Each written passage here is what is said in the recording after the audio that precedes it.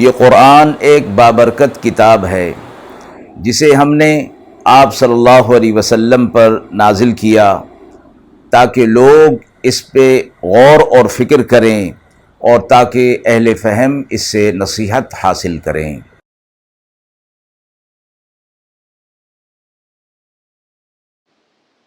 بسم اللہ الرحمن الرحیم۔ السلام علیکم ورحمۃ اللہ وبرکاتہ۔ ناظرین کرام، درس قرآن مجید کے آج کے اس پروگرام میں ہم سورہ مریم کی آیت نمبر 88 تا 98 کا ترجمہ اور تفسیر پیش کر رہے ہیں، اور آخر میں پوچھے گئے سوال کا جواب ہوگا۔ اعوذ باللہ من الشیطان الرجیم،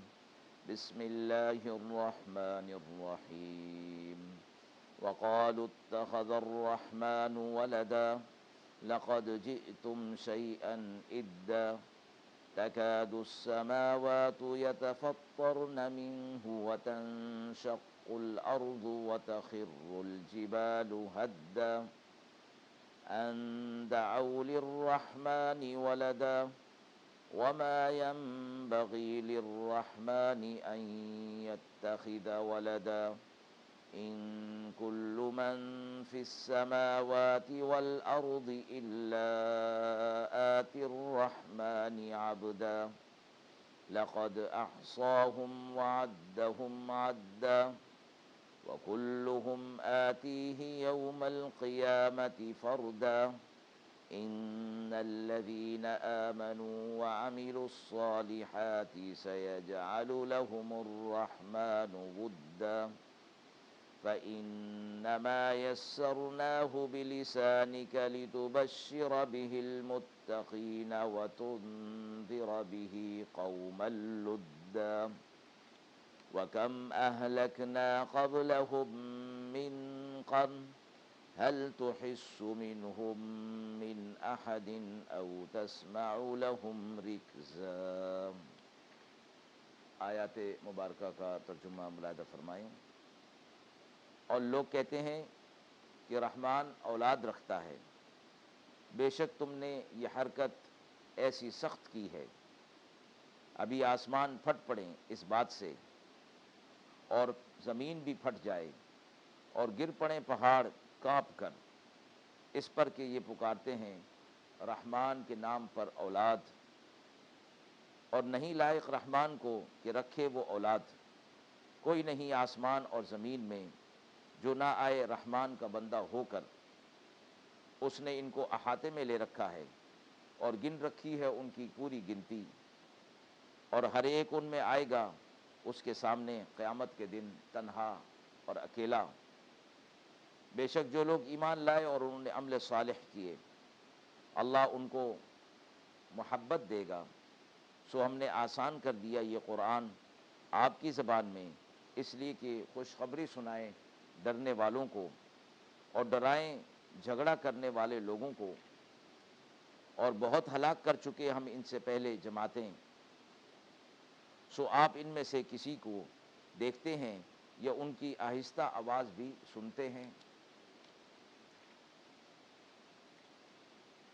آیت میں فرمایا گیا کہ یہ کافر لوگ اللہ تبارک و تعالیٰ کے لیے یہ نسبت ٹھہراتے ہیں کہ اللہ نے اولاد اپنے لیے طے کر رکھی ہے۔ چنانچہ نصارہ اور یہود اور مشرکین اس عقیدے کے اندر مبتلا تھے کہ اللہ تعالیٰ اپنے لیے اولاد رکھتا ہے۔ فرمایا گیا کہ یہ ایسی سخت بات ہے، ایسی سخت حرکت ہے کہ کچھ دور نہیں، کچھ بعید نہیں کہ اس حرکت کی وجہ سے آسمان پھٹ پڑے اور زمین کے ٹکڑے ہو جائیں اور پہاڑ ٹوٹ کر گر پڑیں، اس بات سے کہ یہ لوگ اللہ تعالیٰ کی طرف اولاد کی نسبت کرتے ہیں، حالانکہ اللہ تعالیٰ کی یہ شان ہی نہیں کہ وہ اولاد اختیار کرے۔ آسمان اور زمین کائنات کے اندر جو کچھ بھی ہے وہ سارا کا سارا اللہ کا ہے۔ یہاں فرمایا گیا کہ زمین اور پہاڑ بھی کانپ کر گر جائیں اور زمین بھی پھٹ جائے۔ فرمایا گیا کہ اس میں ان چیزوں کے اندر بھی اللہ کی طرف سے شعور رکھا گیا ہے اگرچہ یہ اس درجے کا نہیں جس درجے کا شعور انسان کو عطا فرمایا گیا، اس لیے فرمایا کائنات کی ہر چیز اللہ کی تسبیح بیان کرتی ہے، اور ان چیزوں کا شعور اور ادراک جس کو قرآن مجید کے اندر ذکر کیا گیا ہے کہ اللہ تعالیٰ کے ساتھ کسی کو شریک قرار دینے اور خصوصی طور پر اللہ تعالیٰ کے لیے اولاد قرار دینے سے زمین اور پہاڑ وغیرہ سخت گھبراتے اور ڈرتے ہیں۔ آگے فرمایا کہ قیامت کے دن یہ لوگ اللہ کے پاس آئیں گے اور اکیلے اکیلے ہو کر آئیں گے، تنہا آئیں گے۔ اللہ تبارک و تعالی نے یہ جو ایسے مجرم لوگ ہیں جو اللہ کے ساتھ شریک ٹھہراتے ہیں، ان کے اعمال کا سارا احاطہ کیا ہوا ہے اور ان کی ایک ایک چیز کو گن کر رکھا ہوا ہے۔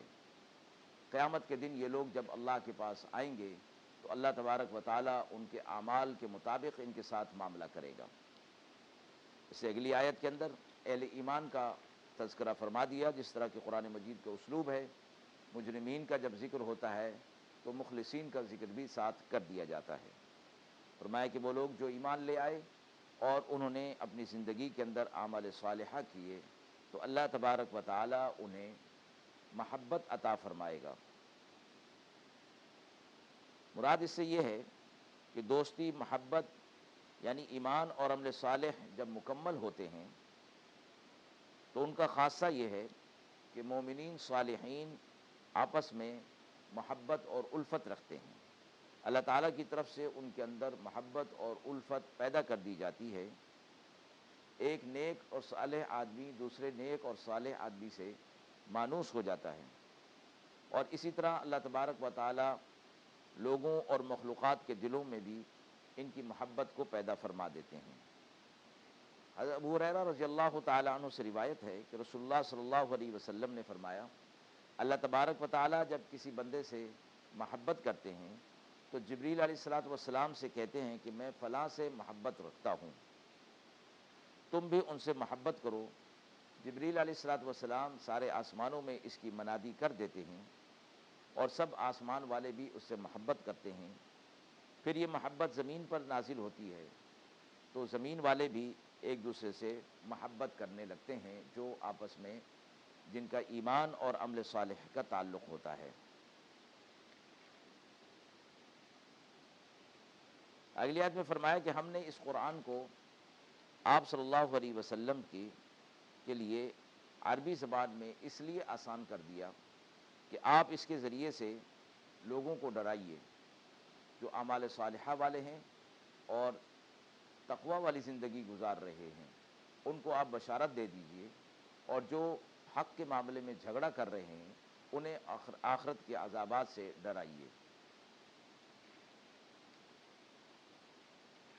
اور اسی طرح بتا دیا گیا کہ جب یہ لوگ حق کو قبول نہیں کر رہے اور آخرت کے عذابات سن کر بھی اس کی طرف متوجہ نہیں ہو رہے تو آپ ان کو بتا دیجئے کہ ان سے پہلے بھی کئی جماعتوں کو، کئی گروہوں کو ہلاک کیا جا چکا ہے، اور وہ بھی اسی طرح کا طرز عمل اختیار کیے ہوئے تھے۔ سو آپ آج ان میں سے نہ کسی کو دیکھتے ہیں اور نہ کسی کی ہلکی آواز بھی سنائی دیتی ہے، یعنی تباہ اور برباد کر دیے گئے، آج ان کا نشان بھی موجود نہیں، یا جو نشان ہے وہ محض عبرت کے لیے دنیا کے اندر چھوڑ دیا گیا ہے۔ آیت کے حوالے سے سوال پوچھا گیا ہے کہ قرآن کے آسان ہونے کا کیا مطلب ہے؟ آپ صلی اللہ علیہ وسلم سے خطاب فرمایا گیا کہ فَإِنَّمَا يَسَّرْنَاهُ بِلِسَانِكَ لِتُبَشِّرَ بِهِ الْمُتَّقِينَ وَتُنذِرَ بِهِ قَوْمًا لُدًّا۔ قرآن کی آسانی کا مطلب یہ ہے کہ صاحب قرآن پر اس غرض کے لیے اس کو آسان کر دیا گیا کہ وہ خود ان کے مطالب کو آسانی کے ساتھ سمجھ کر بشارت اور انذار دونوں سے کام لیں، یعنی جو نیک لوگ ہیں انہیں خوشخبری دیں، اللہ تبارک و تعالی نے ان کے لیے دائمی نعمتیں تیار کر رکھی ہیں، اور جو مجرمین ہیں اور منکرین ہیں ان کو ڈرائیں تاکہ وہ آخرت کے عذاب سے ڈر کر اس قرآن کی طرف آ جائیں اور اپنی اصلاح کر لیں۔ اسی سے فقہا نے یہ مسئلہ بیان کیا ہے کہ جس پر قرآن آسان ہو جائے، یعنی جس کے پاس قرآن کی تعلیم ہو، تو اس پر یہ بات واجب ہو جاتی ہے